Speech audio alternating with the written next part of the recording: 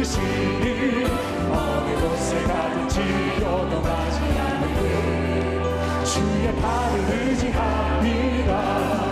세상 친구들 나를 버려놓은 예수님 함께 동행하는 주의 은혜가 충만하리니 주의 영원한 팔 의지해 주의 영원하신 팔 함께 하사 항상 나를 붙드시니 어느 곳에 가든지 요동하지 않는 주의 팔을 의지합니다. 나를 믿음이 연약해져 미리에 위한 힘을 주시 위대할 때도 안보하시는 주의 영원한 팔 의지해 주의 영원하신 팔 함께 하사 항상 나를 붙드시니 어느 곳에 가든지 요동하지 않는 주의 팔을 능치 못한 것 주께 없으니 나의 인생을 주께만 아멘 나의 뭐든지 대신 지시는 주의 영원한 팔 의지해 주의 영원하신 팔 함께 하사 항상 나를 붙드시니 어느 곳에 가든지 요동하지 않는 주의 팔 주의 영원하신 팔 주의 영원하신 팔 함께 하사 항상 나를 붙드시니 어느 곳에 가든지 요동하지 않는 주의 팔을 의지합니다. 나의 길 다가도 예수 인도하시니 내 주 안에 있는 그 길 어찌 의심하리요. 믿음으로 사는 자는 하늘 위로 받겠네. 무슨 일을 만나든지 만사형통하리라. 무슨 일을 만나든지 우리 자리에서 일어나 함께 찬양하겠습니다. 나의 갈 길 다가도 나의 갈 길 다가도록 예수 어려운 일 당할 때 어려운 일 당할 때도 족한 은혜 주시네. 나 심히 고난하고 영혼에 가라나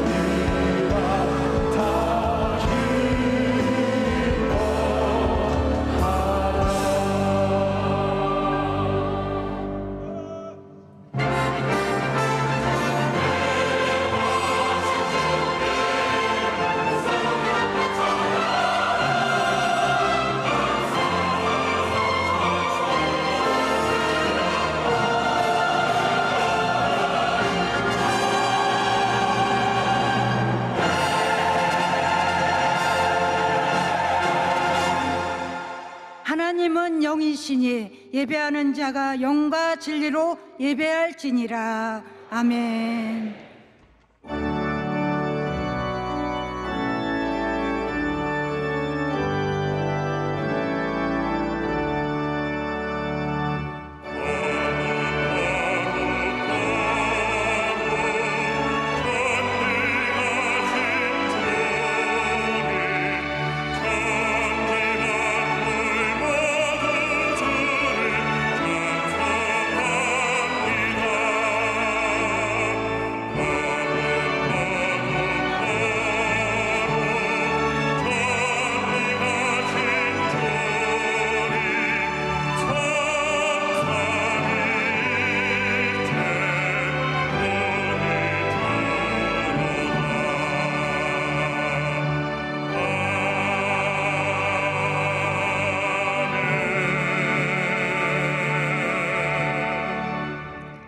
전능하사 천지를 만드신 하나님 아버지를 내가 믿사오며 그 외아들 우리 주 예수 그리스도를 믿사오니 이는 성령으로 잉태하사 동정녀 마리아에게 나시고 본디오 빌라도에게 고난을 받으사 십자가에 못 박혀 죽으시고 장사한 지 사흘 만에 죽은 자 가운데서 다시 살아나시며 하늘에 오르사 전능하신 하나님 우편에 앉아 계시다가 저리로부터 산자와 죽은 자를 심판하러 오시리라. 성령을 믿사오며 거룩한 공교회와 성도가 서로 교통하는 것과 죄를 사하여 주시는 것과 몸이 다시 사는 것과 영원히 사는 것을 믿사옵나이다. 아멘.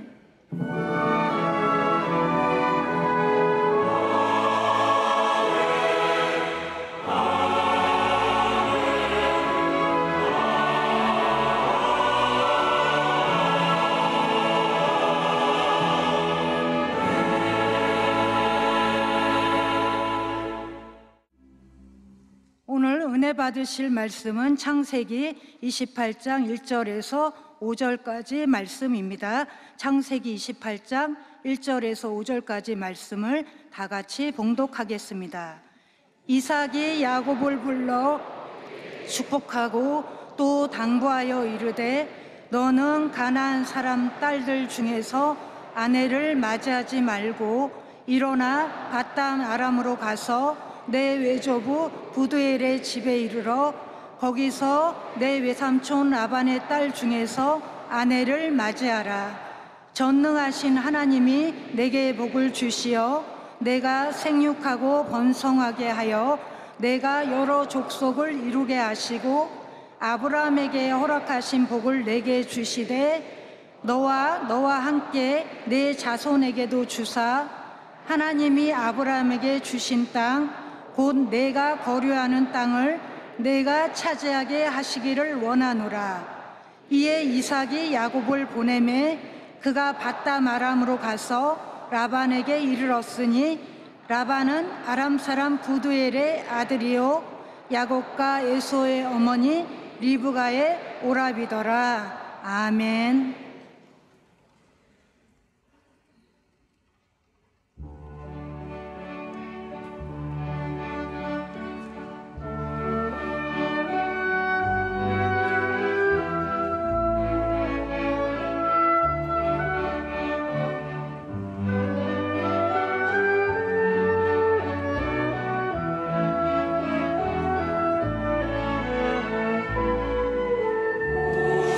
오시시와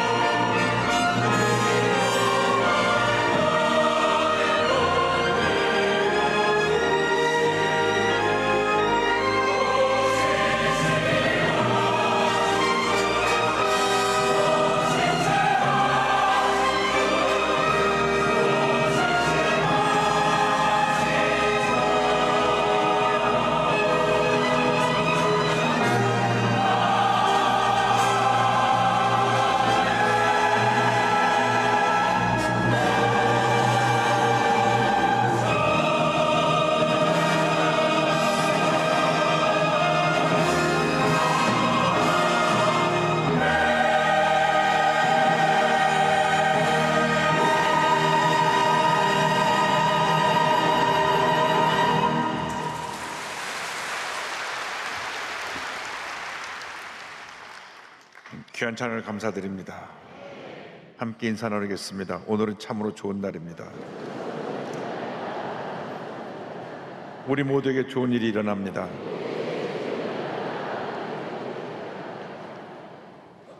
오늘 전 여러분과 함께 창세기 28장 1절 5절 말씀을 가지고 하나님이 내게 복을 주시어 여든 제목으로 함께 말씀의 은혜를 나누기 원합니다. 제목을 한번 크게 따라해 주시기 바랍니다. 하나님이 내게 복을 주시어. 하나님이 내게 복을 주시어. 인생을 살다가 보면 수많은 문제와 어려움을 만나게 됩니다. 그런데 우리를 가장 힘들게 하고 아프게 하는 것이 사람들과의 관계에서 오는 문제들입니다. 특별히 그 대상이 가족일 때는 고통이 더욱 심할 수밖에 없습니다. 아주 의좋게 지내던 형제들이 부모님 돌아가시고 난 다음에 재산 분배로 다투고 원수처럼 지내게 되는 경우도 종종 보고, 아주 가까운 친구 사이에서 둘이 동업을 했다가 동업하는 게 문제가 되는 것은 잘 돼도 문제고 안 돼도 문제더라고요. 잘 되면 자기 때문에 잘 됐다고 생각해서 서로가 자기 몫을 더 가져가려고 그러고, 안 되면 상대편 때문에 안 됐다고 생각해서 상대편에게 원망을 합니다. 그래서 그렇게 가깝게 지내던 친구가 동업하고 난 다음에 완전히 남남으로 갈라서는 경우도 보았습니다. 그런데 오늘 말씀 보니까 성경에 야곱과 에서의 이야기가 나오는데 뱃속에서부터 싸웠어요. 창세기 25장 20절입니다. 그 아들들이 그의 태 속에서 서로 싸우는지라. 그가 이르되 이럴 경우에는 내가 어찌할꼬 하고 가서 야곱께 묻자온대. 그래서 해산할 때가 되어서 애가 태어나는데 서로 먼저 태어나려고 싸우다가 에서가 좀 더 힘이 세갖고 먼저 나오니까 야곱이 발목을 붙잡았습니다. 그것은 그 당시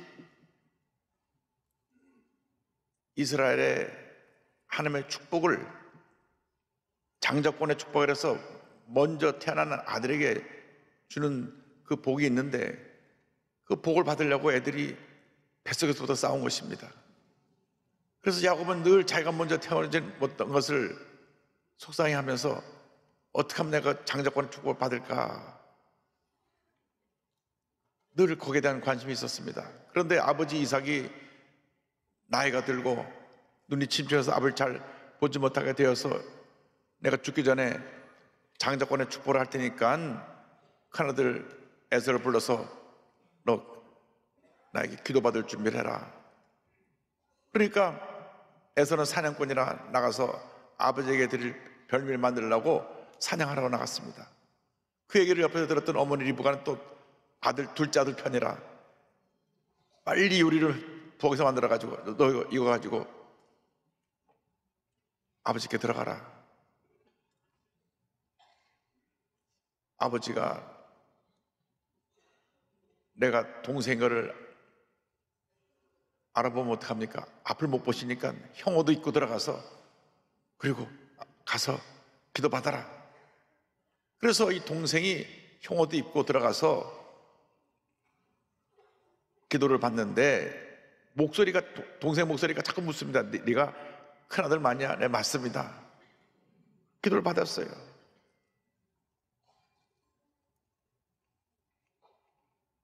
형 에서가 나가서 사냥을 해갖고 음식을 만들어갖고 들어오니까 이미 내가 축복기도 다 해줬다. 동생이 와서 기도받는 걸 알게 되고 분노했습니다. 아버지 돌아가실 때 얼마 안 됐으니까 이제 아버지 돌아가시면 내가 동생을 죽여버려야 되겠다. 형제간에 미움이 생겨나고 분노가 생겨나서 죽이고 싶도록 그런 마음에 분노가 생겨난 것입니다. 창세기 7장 41절은 이렇게 설명합니다. 그의 아버지가 야곱에게 축복한 그 축복으로 말미암아 에서가 야곱을 미워하여 심중에 이르기를 아버지를 국할 때가 가까웠은즉 내가 내 아우 야곱을 죽이리라 하였더니, 이 내용을 알게 된 어머니 리브가가 자기가 사랑하는 야곱을 오라버니가 있는 바단 아람으로 보내서 거기서 피신해 있게 합니다. 야곱아, 너 외삼촌 집에 좀 가 있어라. 형이 분노해갖고 너를 죽이려고 하니까 좀 피신해 있어라. 그래서 이삭에게 야곱이 당분간 외삼촌 집에 가 있어야 되겠습니다 하니까, 그래, 그럼 내가 축복기도 해줄 테니까 내게 오게 하라. 그래서 아버지가 이삭이 야곱의 기도와 당부를 합니다. 아버지 이삭은 기도의 사람이었습니다. 먼 길을 따는 야곱을 위해서, 그를 위해서 간절히 기도해 주었습니다. 자녀들을 위해 기도하는 부모님의 기도가 자녀의 운명을 바꿔놓습니다. 기도하는 부모를 가진 자녀는 복된 자녀입니다. 왜냐하면 하나님께서 부모님의 기도를 들으시고 일생을 책임져 주시기 때문인 것입니다. 잠시 사춘기 때 애가 속을 썩이고 곁길로 간다 할지라도 하나님께서 궁극적으로 그 자녀가 주님 안에서 복받는 삶을 살도록 삶을 인도해 주시는 것입니다. 그래서 자식을 둔 부모의 의무는 늘 자녀가 잘 되도록 기도하는 것입니다. 하나님께 복을 주도록 기도하는 것입니다. 기도하는 부모가 있는 한 자녀는 절대 망하지 않습니다. 기도하는 부모로 인해서 자녀가 잘 되게 되는 것입니다. 그래서 이삭이 야곱을 위해서 간절히 기도해 주고 난 다음, 너 가서 이방 사람들 중에 아내를 취하지 말고 너희 외삼촌 딸 중에 아내를 얻어라 당부를 합니다. 창세기 28장 1절 2절입니다. 이삭이 야곱을 불러 그에게 축복하고 또 당부하여 이르되 너는 가나안 사람의 딸들 중에서 아내를 맞이하지 말고 일어나 밧단 아람으로 가서 내 외조부 부델의 집에 이르러 거기서 내 외삼촌 라반의 딸 중에서 아내를 맞이하라. 믿음의 사람들은 반드시 믿음의 사람을 만나야 됩니다. 믿음의 사람이 불신앙의 사람을 만나면 평생 많은 어려움을 겪게 되는 것입니다. 여러분 자녀가 배우자를 택할 때도 믿음의 사람을 택할 수 있게 되기를 바랍니다. 성격이 좋고 믿음 있는 사람이면 그냥 합격입니다. 그가 뭐 돈이 많고 많이 배우고 그건 그 두 번째 문제고, 성격이 좋아야 돼요. 성격이 모나 있으면 안 됩니다. 우리 예수를 잘 믿어야 돼요. 그러면은 그에게 자기 딸을, 아들을 줄 수가 있는 것입니다. 사업을 경영하는 분들은 성격이 좋고 믿음 좋은 사람들을 사원으로 택해야 사업이 잘 되는 것입니다. 모든 문제가 이 믿음이 없는 사람, 매사 부정적인 사람, 좀 성격이 삐뚤어진 사람, 자기 주장이 너무 강한 사람, 걸핏하면 화를 너무 잘 낸 사람, 이런 사람들을 통해서 많은 문제가 생겨나게 되는 것입니다. 우리 일생 동안 관계 일생인데 이런 사람들을 우리가 곁에 두고 있으면 평생 고생하게 되어 있습니다. 이런 사람과는 어울리면 안 됩니다. 부정적인 사람, 늘 불평하는 사람, 걸핏하면 하루도 몇 번씩 화를 내고 소리를 지르는 사람들은 거리를 멀리 둬야 됩니다.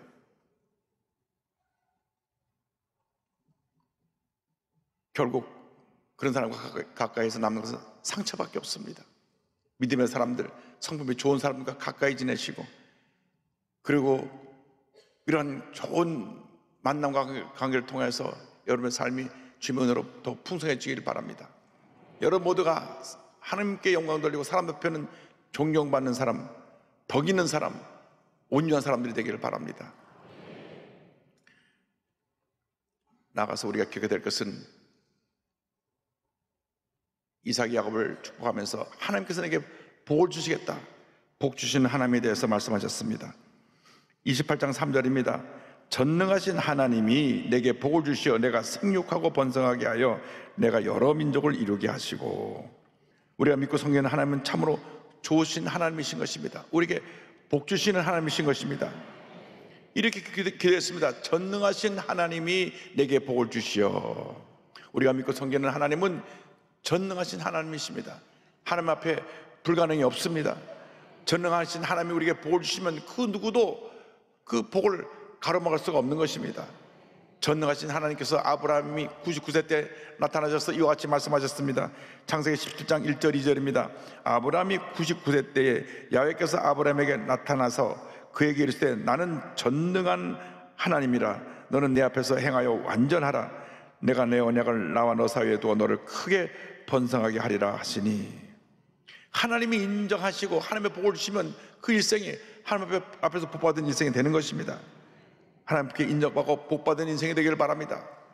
늘 주님 앞에서 주님을 기쁘시게 하는, 주님께 인정받는 하나님의 사람이 되어서 하나님 앞에 인정받고 축복받는 삶을 살아가는 우리 모두가 되어야 합니다. 그래서 우리는 늘 고백해야 됩니다. 나는 복받은 인생입니다. 나는 복받은 인생입니다. 여러분 고백하시기 바랍니다. 나는 복받은 인생입니다.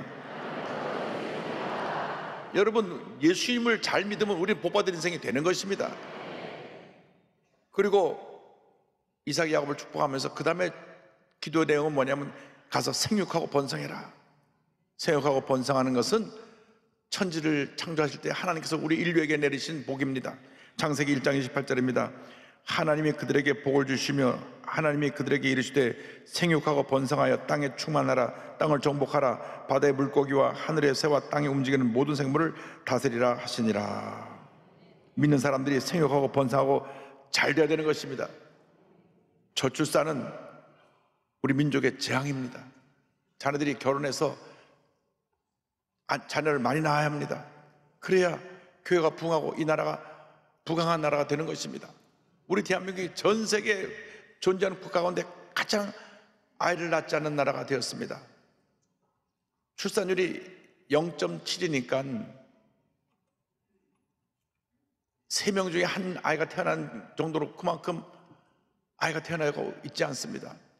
두 사람이 결혼해서 둘을 낳아야 그냥 정상이 유지되는데 0.7이니까 누구 말하기를 2050년쯤 되면 우리나라 인구가 절반으로 준다고 하는 그런 통계도 내놓았습니다. 그렇기 때문에 우리가 믿는 사람들이 앞장서서 하나님의 명령을 따라서 생육하고 번성해야 되는 것입니다. 자녀를 많이 낳아야 됩니다. 하나를 낳으면 부모에게 기쁨이 되고, 둘을 낳으면 이웃에게 기쁨이 되고, 셋을 낳으면 세상이 변화되고 나라의 기쁨이 되는 것입니다. 기본 3명, 권장사항 5명입니다. 이번에 자연임신으로 5 쌍둥이를 낳은 사람이 있습니다.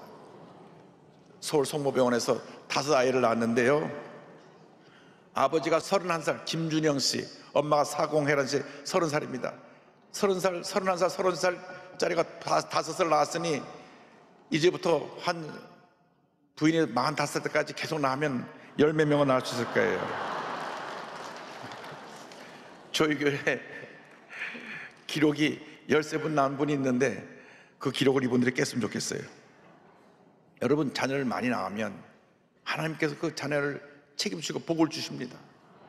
생육하고 번성하라는 하나님의 뜻입니다. 제가 며칠 전에 새로운 이스라엘 대사를 뵀는데 이스라엘 나라의 출산 목표가 3.5명이랍니다. 기본적으로 3명 이상은 지금 다 낳는다고 합니다. 현재 3.1인데 3.5까지 올린다고 합니다.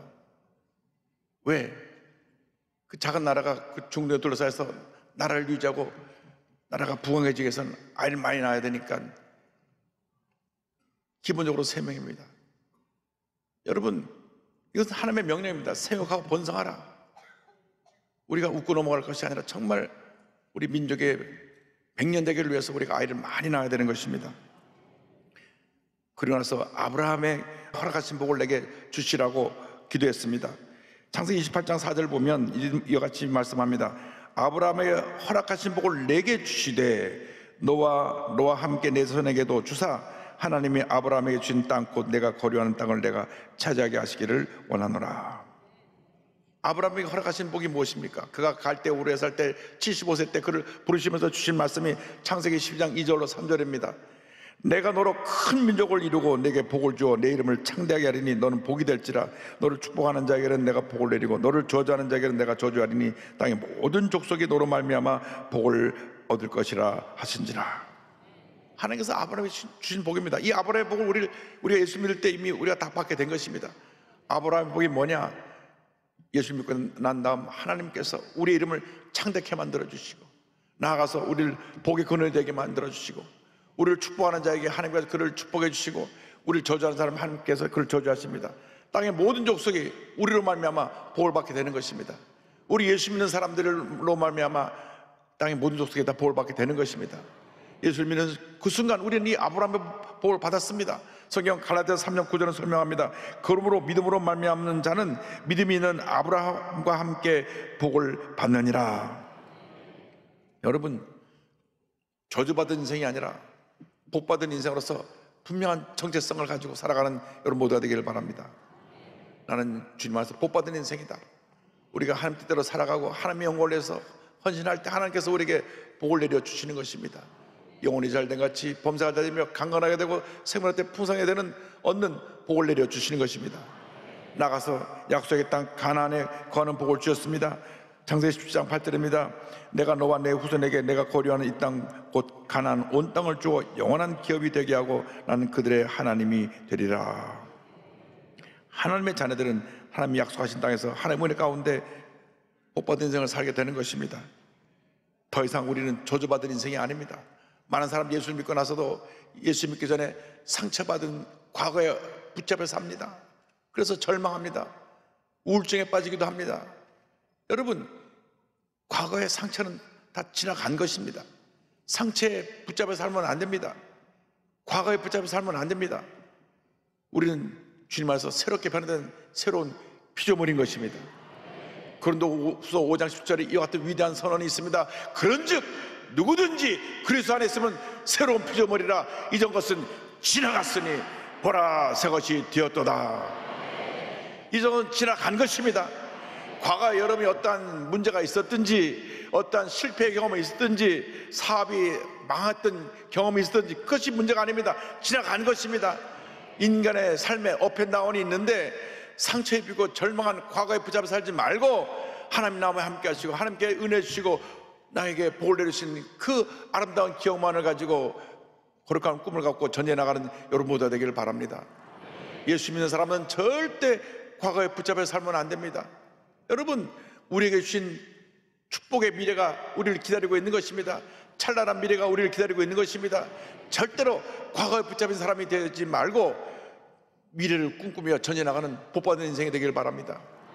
하나님께서 사용하시는 사람들은 꿈꾸는 사람들입니다. 미래를 바라보고 나가는 사람들입니다. 자꾸 뒤를 돌아보고 과거에 실패했던 것, 상처받았던 것, 누가 날 욕했던 것, 내가 누가 원수진 것, 이런 거 가지고 살면 그 인생은 불행합니다. 과거에 매여서 불행한 인생을 살지 말고 미래를 바라보며 미래를 향하여 거룩한 꿈을 꾸며 복된 인생을 살아가는 여러분 되기를 주님의 이름으로 축원합니다. 여러분, 우리가 예수 믿고 복받은 인생을 살기 위해서는 미래지향 인생을 살아야 되는데 그 삶의 축복의 기준이 먼저 하나님의 나라와 하나님의 뜻을 구하는 것입니다. 예수님께서 마태복음 6장 33절에 말씀하셨습니다. 그런즉 너희는 먼저 그의 나라와 그의 의를 구하라. 그래야만 이 모든 것을 너에게 더하시리라. 여러분의 삶에 우선순위를 바르게 해야 됩니다. 여러분의 생각, 여러분의 삶이 앞서가면 안 됩니다. 하나님의 나라, 하나님의 뜻이 앞서가면 하나님께서 이 모든 것을 우리에게 더하여 주실 것입니다. 순서를 바꾸면 될 것도 안 되고 우리 문제 속에 갇히게 되는 것입니다. 먼저 그의 나라와 그의 의를 구하여 복받은 인생을 살아가는 여러분 모두 되기를 주님으로 축원합니다. 그럼 여러분의 앞으로의 삶이 하나님의 은혜가 넘쳐나는 복받은 삶이 될 것입니다. 하나님 뜻대로 살아가기만 하면 하나님께서 우리의 삶을 하나님의 가장 기뻐하시는 길로 인도해 주시는 것입니다. 한때 주먹을 쓰며 깡패로서 거친 삶을 살다가 하나님의 부름을 받아서 위대한 부흥사가 된 김익두 목사님이 계십니다. 이분은 주먹을 쓸 때 안악산 호랑이라고 불렸던 그러한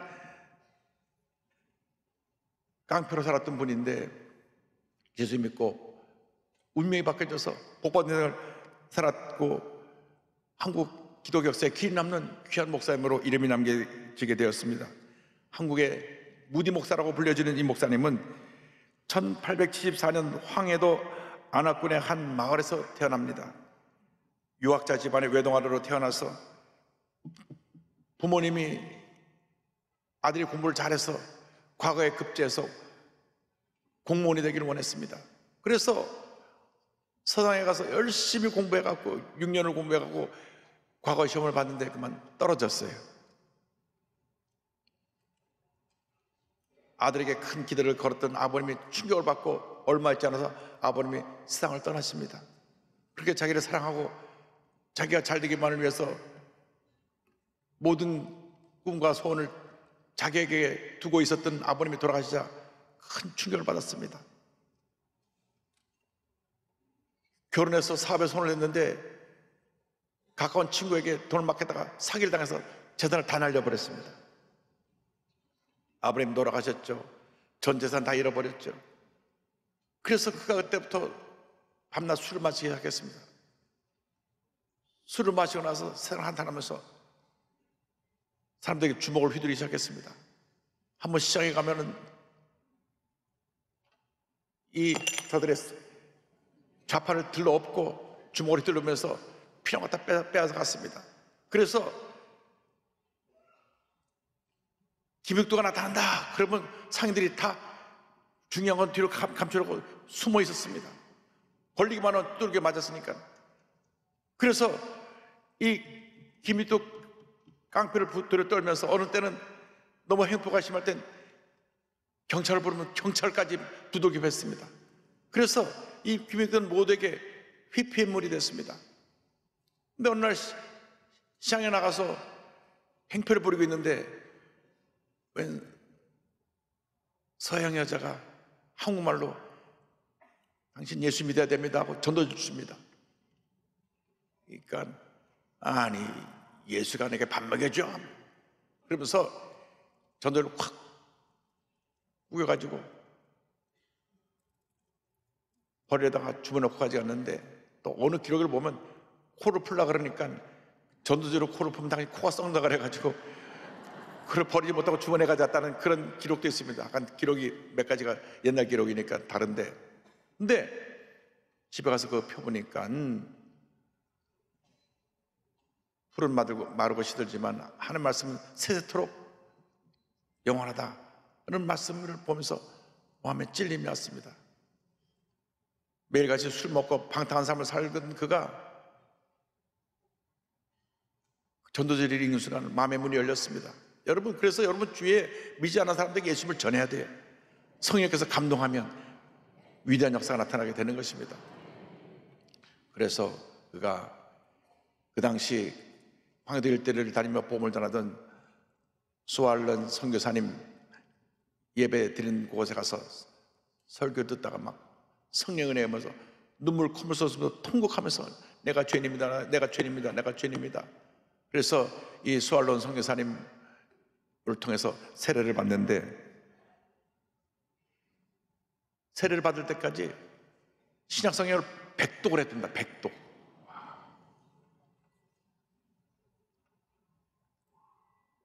그런데 성경을 100독 하는 동안에 성령이 매가고 불이 떨어지는 바람에 마음이 뜨거워지면서 성령 음성을 듣습니다. 익두야, 익두야 하는 성령을 듣고 대굴대굴 그러면서 내 남은 여생 주님에 바치겠습니다. 그래서 그가 성령의 충만을 받고 목사가 됐습니다.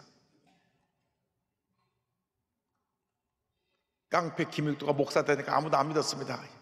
저 사람 겉으로 저런 척 하면서 결국 돈 뺏어갈까 다 두려워했는데 정말 그는 열심히 나가서 복음을 전하고 천사같이 변화돼서 하나님 영원에 살았습니다. 그런데 1919년 12월 25일 날 그가 대구 달성군 현풍읍내에 있는 현풍교에 가서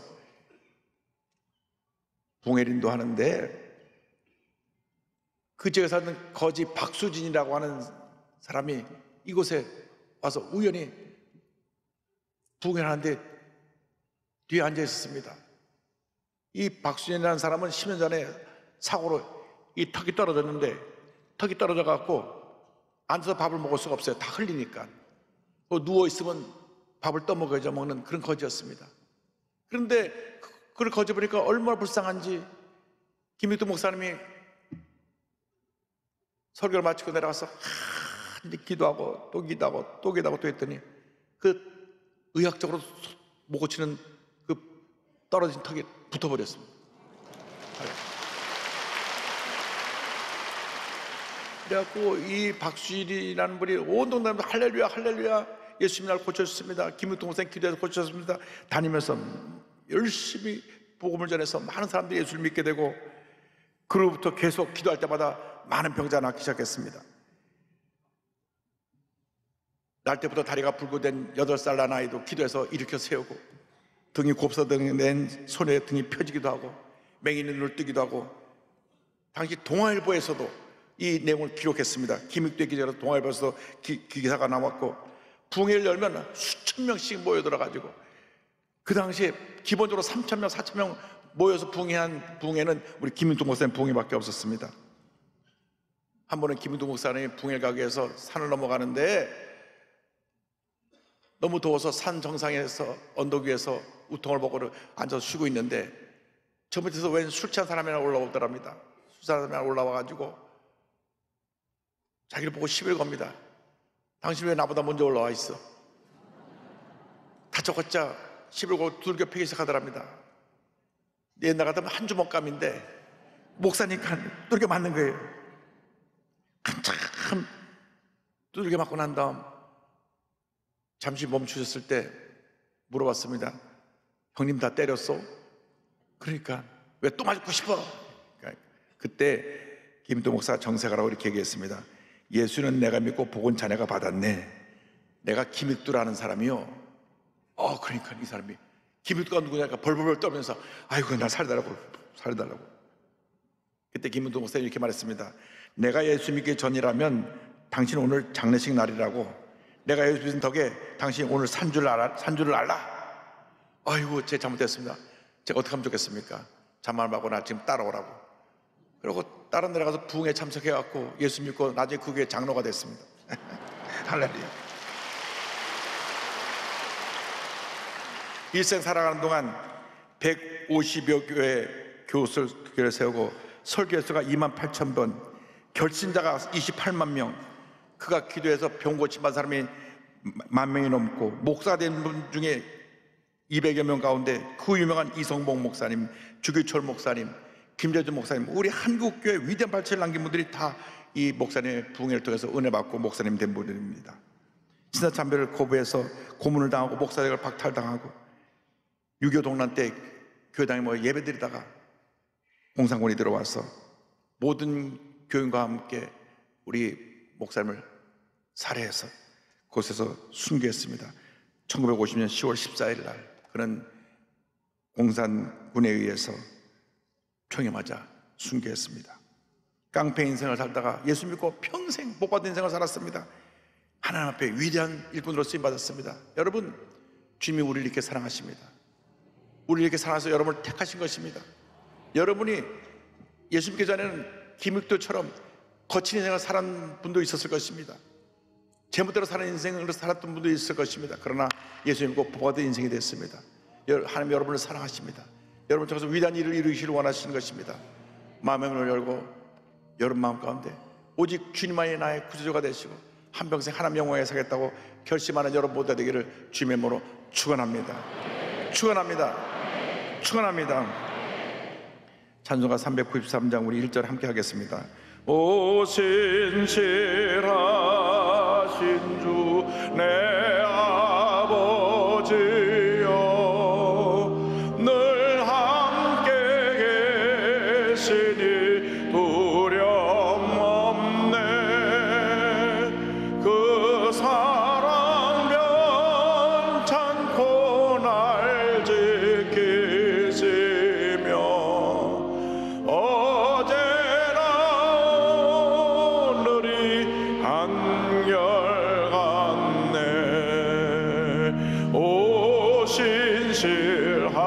주, 오 신실하신 주, 날마다 자비를 베푸시며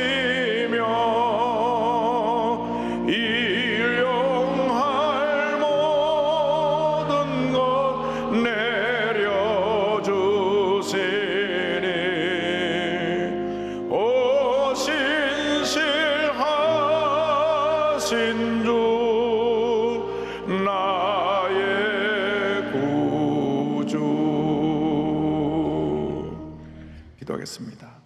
사랑과 은혜와 자비가 무한하신 하나님 아버지, 주님의 사랑은 변함이 없습니다. 우리가 한때 김익두 목사님처럼 깡패 같은 인생을 살았지만, 내 뜻과 내 것대로 살았지만 주님이 우리를 사랑해 주셔서 하나님 자녀가 되어 복된 인생이 되었습니다. 이제 우리가 복된 인생으로 하나님의 뜻을 따라 살아가는 하나님 자녀를 다 되게 하여 주시고, 다시는 뒤를 돌아보고 과거에 붙잡혀서 절망하며 상처 속에 살아간 사람 한 사람도 없도록 우리 일생을 인도하여 주시옵소서. 예수님의 이름으로 기도 올리옵나이다. 아멘. 잠시 눈을 감고 고개를 숙이고 제 이야기에 귀를 기울여 주시기 바랍니다. 너 인생이 무엇이냐? 잠시 있다 사라지는 안개니라. 아침하늘처럼 쉬 사라지는 인생길에서 예수님을 영접하는 것보다 더 큰 축복이 없습니다. 예수를 믿는 그 순간 운명이 바뀌어집니다. 절망의 운명에서 희망과 축복의 운명으로 바뀌어지는 것입니다. 오늘 말씀 듣고 예수 믿기를 원하는 분, 구원의 확신을 갖기 원하시는 분들은 어디 계신지 자리에서 일어나시기 바랍니다. 본성전, 부석전전, 기도처, 지성전, 종교 650여 교회 함께 예배드리는 곳에서 일어나시기 바랍니다. TV 생중계로 예배 보는 분들, 인터넷으로 예배 보는 분들은 가슴에 손 얹고, 그리고 이 결진 기도를 믿음으로 고백해 주시기 바랍니다. 믿음으로 고백할 때 구원의 은혜가 임하게 될 것입니다. 망설이지 마시고 결단하십시오. 일어나시고 가슴에 손 얹고 이 기도를 고백해 주시기 바랍니다. 하나님 아버지, 저는 죄인입니다. 어디에서 와서 왜 살며 어디로 가는지 알지 못하고 방황하며 살았습니다. 제 죄를 위하여 십자가에서 죽으시고 부활하신 예수님을 제 구주로 모셔드립니다. 저는 하나님의 자녀가 되었습니다. 지금부터 영원토록 주님과 함께 살겠습니다. 예수님의 이름으로 기도드립니다. 아멘. 주님 환영합니다. 잠자로였습니다.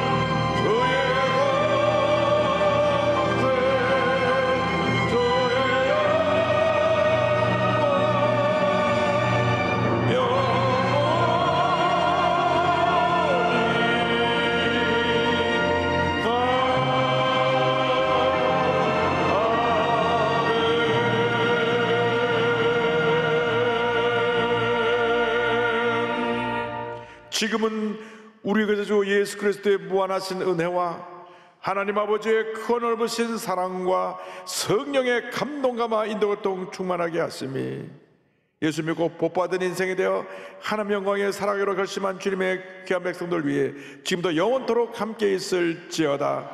아멘.